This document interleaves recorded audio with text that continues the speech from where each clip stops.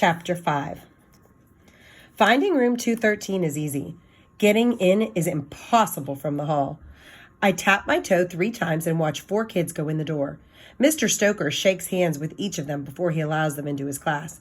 He holds their hands for 3 seconds as he speaks to them. He smiles more than the kids do. I assume this is a first day ritual and not something we have to go through each morning. Maybe I should try again tomorrow. Another student goes in, then another, each forced to shake hands with the teacher.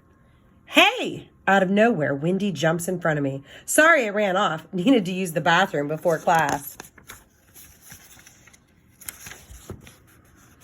That's what happens when you start the day with 3 cups of coffee.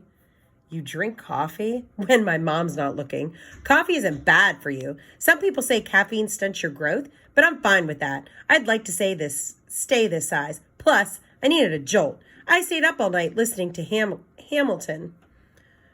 Okay, I didn't mean for it to sound like a question. The Tony Award-winning musical, she says. You know it, right? I shake my head. I'm not into music. You should listen to it. Life-changing. A bell rings. Come on. Wendy and her massive backpack head towards Mr. Stoker.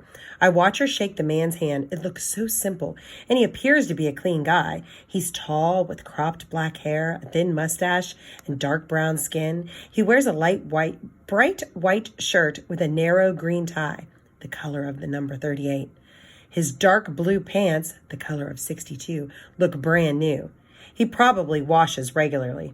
But he's touched the hand of every kid who walked into the room. The exponential magnitude of the germ growth is disgusting.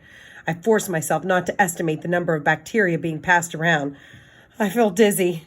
As the hallway clears out, Mr. Stoker notices me. Did you need some assistance? He asks in a friendly store clerk way.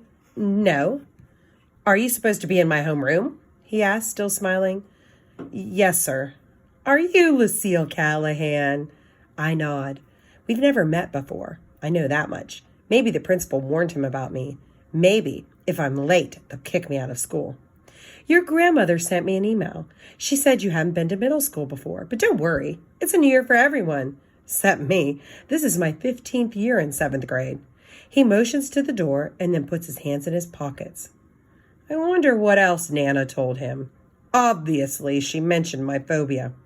I slowly walk to the door. I keep my eyes on Mr. Stoker to see if he takes out his germy hands, but he just rocks back and forth like he's listening to music. Welcome. I'm Mr. Stoker, your homeroom and first period math teacher. Please find your seat. They're labeled, and I have one question for you. Do you prefer to be called Lucille or Lucy? Lucy. The moment I step into 213, I fall in love. Mr. Stoker has a banner that wraps around all 4 walls with the value of pi to the 280th place. By the way, it's 2. And he has posters with equations and one with a Fibonacci sequence. If I had to pick a favorite math sequence, it would be Fibonacci. 0, 1, 1, 2, 3, 5, 8, 13, 21. Mr. Stoker also has some funny pictures. 5 out of 4 people don't understand fractions. And another, math is a journey, so show your work. Lucy, Wendy half yells, half whispers, and everyone turns to look at me. That's your seat. She points to a desk in the second row that has a paper with my name written on it. I try to smile in thanks, and I tap my toe 3 times to keep the numbers quiet and to keep from running out of the door. When I get to my seat, I put my backpack on the floor.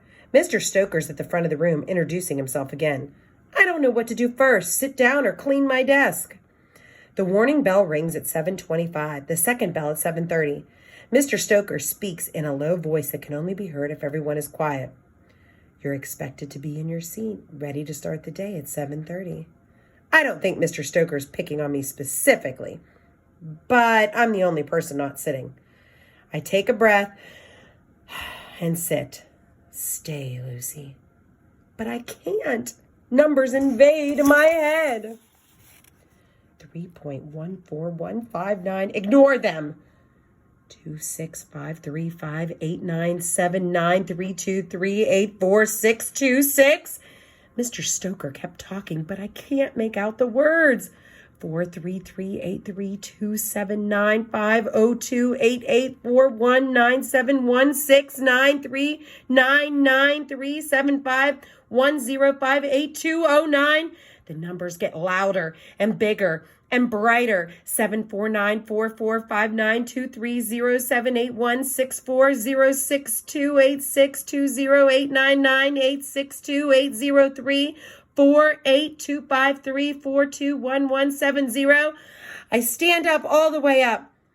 I only meant to come up an inch. I have no control over me. The kid next to me, his name is Levi, according to the paper on his desk, turns his head real quick like I've scared him. I sit again. I stand again. I sit again. Finally, my face heats up like I have the worst case of sunburn. No one says anything, but I'm in the second row, and I know the 18 kids who are not in the front row all noticed my weirdness. Wendy is in the front and misses it all, which is a relief because she would have said something or asked, "What are you doing?" Announcements come over the classroom speaker. The principal welcomes us all to another great school year. While he reads an inspirational quote, I slip an individually wrapped Clorox wipe from my backpack and clean my desk. Levi watches me with his mouth open.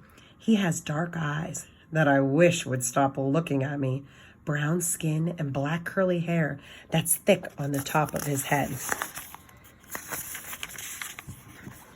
and shaved to almost nothing on the sides. He stares as if he's never seen anyone clean before. It's not like I'm doing a magic trick or a dangerous science experiment. When I finish wiping the top, I show him the cloth. It's black with grime. He wrinkles his face in disgust. I'm not sure whether the look is for dirt or for me. I slip the dirty wipe into a sandwich bag to throw away later. I'll probably collect 15 to 20 wipes during the day. Homeroom lasts for 10 minutes. Afterward, we stay in our seats and Mr. Stoker starts his class. I'm disappointed because he spends his 50 minutes going over rules and policy. I wanted to hear him talk about math, even if it was only addition. When the bell rings, I get up slowly. I don't want to bump into kids in the doorway. What do you have next? Wendy asks. Room 304, Spanish. I've already finished 6 semesters of high school Spanish online. I can't speak it well, but I'm great at memorizing words.